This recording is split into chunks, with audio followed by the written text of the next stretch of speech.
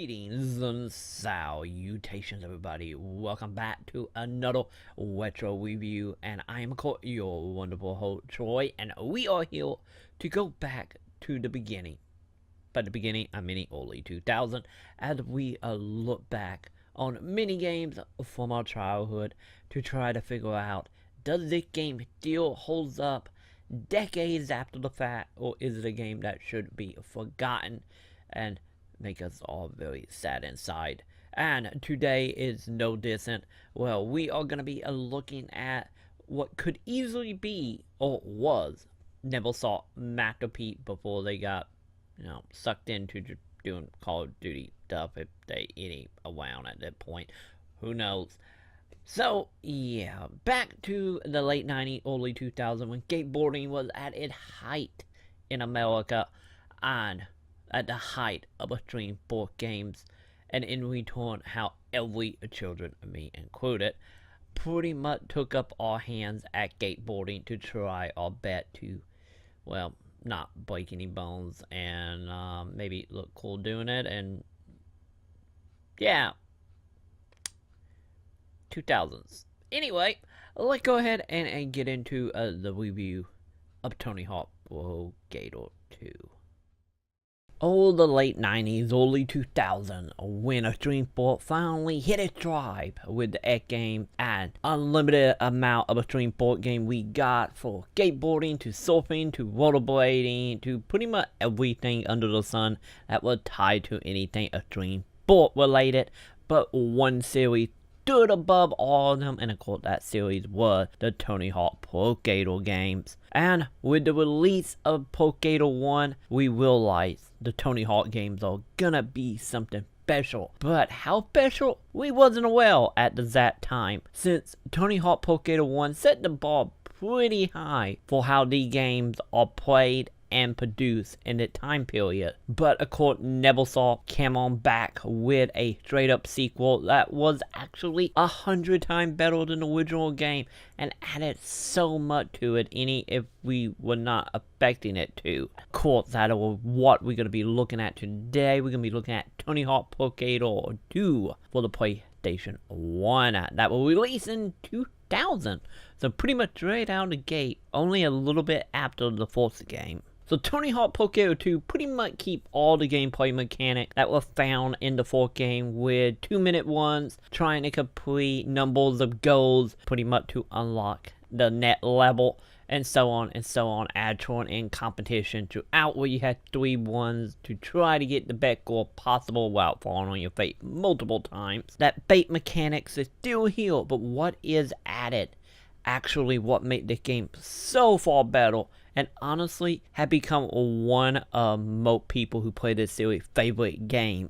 With all the new add-on, all the improvement, it is still to this day a fantastic game, with the introduction of the manual, new playable character, crap ton of unlocks, and a actually fairly challenging game for the most part. Any more so than Tony Hawk Pro Skater 1. But we're getting ahead of ourselves. Before we get to all this, let's go back to the beginning of this, which is of course you start out by picking a 1 of 13 characters out of the gate to actually start your career, right along with the ability to make your own skater for the fourth time in the series here, and the introduction of the RPG mechanic, which by playing through each of the game modes, you will unlock money. Also, money from completing objectives. So, a 2-way to collect income here, either by finding it or by doing missions. And with said money, you can then go to the shop, add that to improve your character, unlock new skateboards and tricks and so on. And the trick system in this is expanded on in great fold, with the ability to actually make the skater as you see fit, with hundreds and hundreds of different tricks that you can purchase or add to your character to really fit your gameplay style and really fit making your own character if you go down that way as well. And with improvements on stats such as landing, speed, all the abilities, and so on, you truly do start feeling your character improve over time. And in return, make the game a little more easier, any if some of the later level can get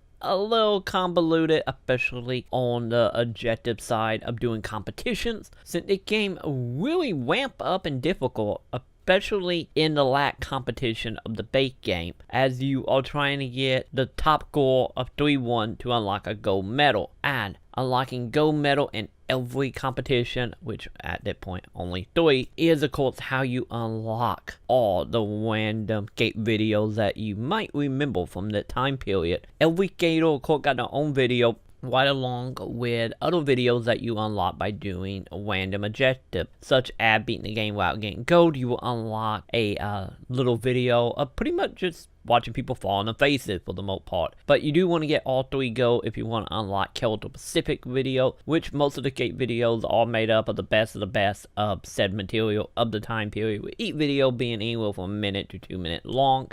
Of course, that is the main draw here into unlocking all the videos. But on the top of that, you also have the ability to unlock a decent amount of playable characters, such as Officer Dick and Spider-Man. And of course, you can play as developers from Neversoft by going to the character creator and typing in names that is tied to each developer as well. And the unlockable characters do have custom skateboard decks that are exclusive to them, right along with every gator having their own brand of decks that you can also buy and unlock as well. And then more so on the unlocking side, it's plenty of cheat codes you can unlock, which is very, very interesting of the time period. Of course, you can unlock Kid Mode, Big Head Mode, Dicko, Wild Flames, Gravity, and of course a whole bunch of levels as well that is only available by completing certain tasks or by, well, using cheat codes if you want to go that way as well. And then to add to the level here, with the playable levels, you of course have way more possibility once you won your way through every completion bonus in each of these stages. And of course, you can create your own as well. Going into the character creation, we also get our 4th sense of a level creation as well, where you can make your own gate paradise as you see fit. You can of course change how it looks by different themes, and if you're not really one for creating levels, you can also play hundreds of levels that was already made by the developers to get some more bonus material out of this. So overall, Tony Hawk Pro Skater 2 was a giant step up with unlockable, all the gaps, all the character creation, everything that ended. And on top of that, you get a game that is extremely deep, challenging, even if some later competition get a little unfair. Overall, just a game that honestly stand the test of time, even with it being a PS1 3D game. It's still fun to this day, still challenging to this day. And honestly, it easily still one of the best games in the whole Tony Hawk series. So overall, Pro Skater 2 live up to everything I had in my mind from back in the late 90s, early 2000s. It 100% lives up. And if you haven't played the game in many years or never played it before, Tony Hawk Pro Skater 2 is still a fun game that still deliver a great time and be as great as it was back in the late 90s. So as you can tell, Tony Hawk Pro Skater 2 is still as great as it ever was. It's still highly playable anyway, being a PS1 game and HAL mode game from that time period. You can get a little iffy sometime, but it still do everything it need to do. And honestly, that's the reason I have to say it 100% holds up. And if you haven't already, check out Pro Skater 2. It pretty much was available on mostly everything in the time period. I think it was PS2. I believe there might have been a N64 port. I know Pro Skater 1 had N64. I'm not for sure about the second one. And also you can pick it up on the Dreamcast as well. Since from my understanding, the Dreamcast version is supposedly the superior versions in a lot of ways. So yeah, you got many options out there to get your hands on there, and honestly, it's fairly cheap for the most part, all things considered. If you are new to the channel, if you haven't already, make sure you hit the like, favorite, subscribe, hit some bells, do whatever all you wonderful, wonderful people do. And of course, I will catch you all in our next video where we're gonna be looking back at some more retro game. It kind of make me feel all the same retro at that point. And if you want to have me look at some game from your childhood, feel free to leave some in the comment below. And whichever one get the highest vote or nominee, I guess, eventually we will look at said game. So anyway, till next time, you all have a wonderful day, and I will catch you in the next review. Till then, see you guys.